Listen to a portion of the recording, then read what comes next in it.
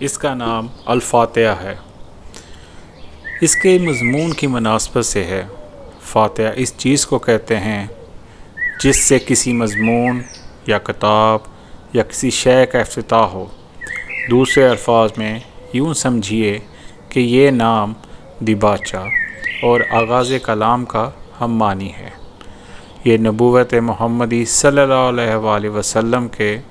بالکل ابتدائی زمانے کی صورت ہے، بلکہ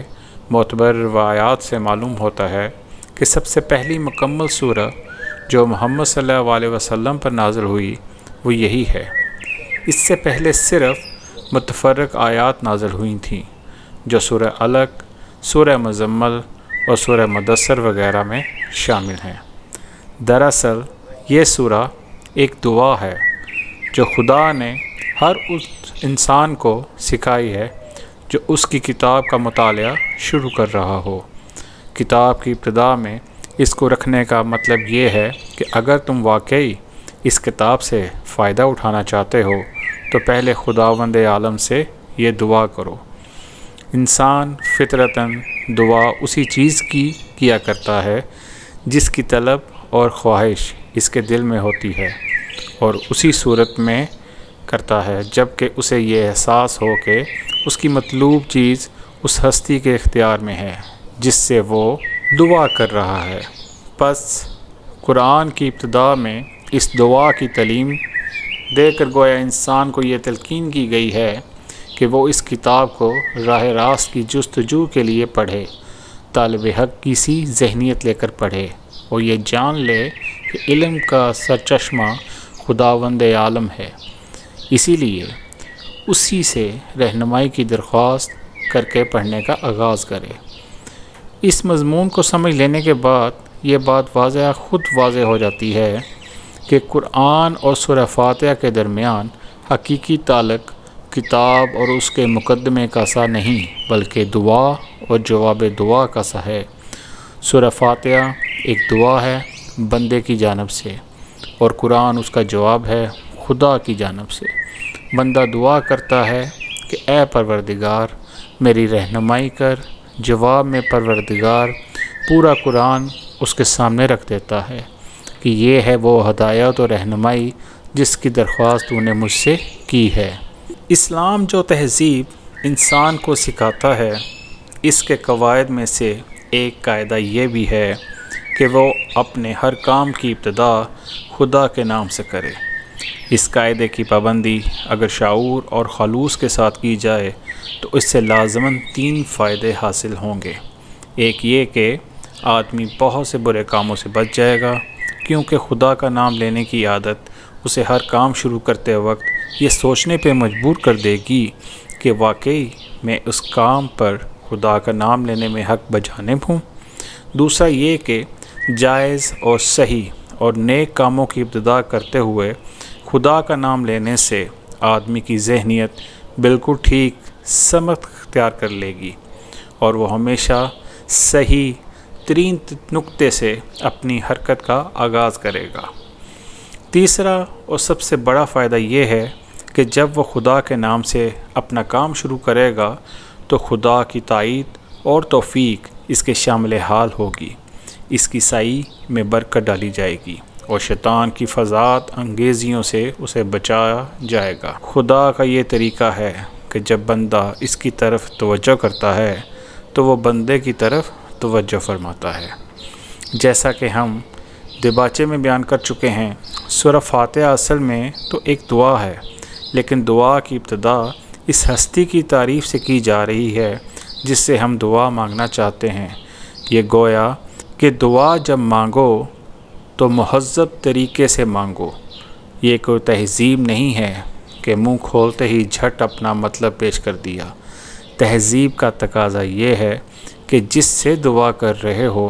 پہلے اس کی خوبی کا، اس کے احسانات کا اور اس کے مرتبے کا اعتراف کرو۔ تعریف ہم جس کی بھی کرتے ہیں 2 وجوہ سے کیا کرتے ہیں۔ ایک یہ کہ وہ بجائے خود حسن و خوبی اور کمال رکھتا ہو، قطع نظر اس سے کہ ہم پر اس کے ان فضائل کا کیا اثر ہے۔ دوسرے یہ کہ وہ ہمارا محسن ہو، اور ہم اعتراف نعمت کے جذبے سے سرشار ہو کر اس کی خوبیاں بیان کریں۔ اللہ تعالیٰ کی تعریف ان دونوں حیثیتوں سے ہے، یہ ہماری قدر شناسی کا تقاضا بھی ہے اور احسان شناسی کا بھی کہ ہم اس کی تعریف میں رتب الانسان ہوں۔ اور بات صرف اتنی ہی نہیں ہے کہ تعریف اللہ کے لیے ہے، بلکہ صحیح یہ ہے کہ تعریف اللہ ہی کے لیے ہے۔ یہ بات کہہ کر ایک بڑی حقیقت پر سے پردہ اٹھایا گیا ہے، اور وہ حقیقت ایسی ہے جس کی پہلی ہی ضرب سے مخلوق پرستی کی جڑ کٹ جاتی ہے۔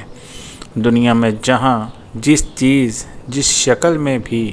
کوئی حسن، کوئی خوبی، کوئی کمال ہے، اس کا سرچشمہ اللہ کی ذات ہے۔ کسی انسان، کسی فرشتے، کسی دیوتا، کسی سیارے، غرض کسی مخلوق کا کمال بھی ذاتی نہیں ہے، بلکہ اللہ کا عطیہ ہے۔ پس اگر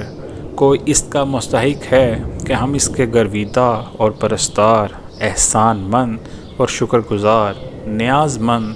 اور خدمت گار بنیں تو وہ خالق کمال ہے، نہ کہ صاحب کمال۔ رب کا لفظ عربی زبان میں 3 معنوں میں بولا جاتا ہے: مالک اور آقا، مربی پرورش کرنے والا، خبر گیری نگہبانی کرنے والا، فرما روا،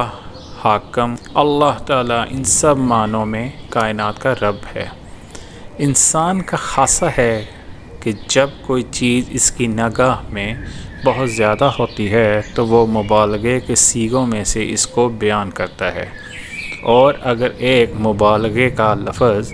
بول کر وہ محسوس کرتا ہے کہ اس شے کی فراوانی کا حق ادا نہیں ہوا تو پھر وہ اسی معنی کا ایک اور لفظ بولتا ہے تاکہ وہ کمی پوری ہو جائے جو اس کے نزدیک مبالغے میں رہ گئی ہے۔ اللہ کی تعریف میں رحمان کا لفظ استعمال کرنے کے بعد پھر رحیم کا اضافہ کرنے میں بھی یہی نکتہ پوشیدہ ہے۔ رحمان عربی زبان میں بڑے مبالغے کا صیغہ ہے، لیکن خدا کی رحمت اور مہربانی اپنی مخلوق پر اتنی زیادہ ہے، اس قدر وسیع ہے، ایسی بے حد و حساب ہے کہ اس کے بیان میں بڑے سے بڑا مبالغے کا لفظ بول کر بھی جی نہیں بھرتا۔ اس لیے اس کی فراوانی کا حق ادا کرنے کے لیے پھر رحیم کا لفظ مزید استعمال کیا گیا ہے۔ اس کی مثال ایسی ہے جیسے ہم کسی کی فیاضی کے بیان میں سخی کا لفظ بول کر جب تشنگی محسوس کرتے ہیں تو اس پر داتا کا اضافہ کرتے ہیں، یعنی اس دن کا مالک جب کہ تمام اگلی پچھلی نسلوں کو جمع کر کے ان کے کارنامہ زندگی کا حساب لیا جائے گا اور ہر انسان کو اس کے عمل کا پورا صلہ یا بدلہ مل جائے گا۔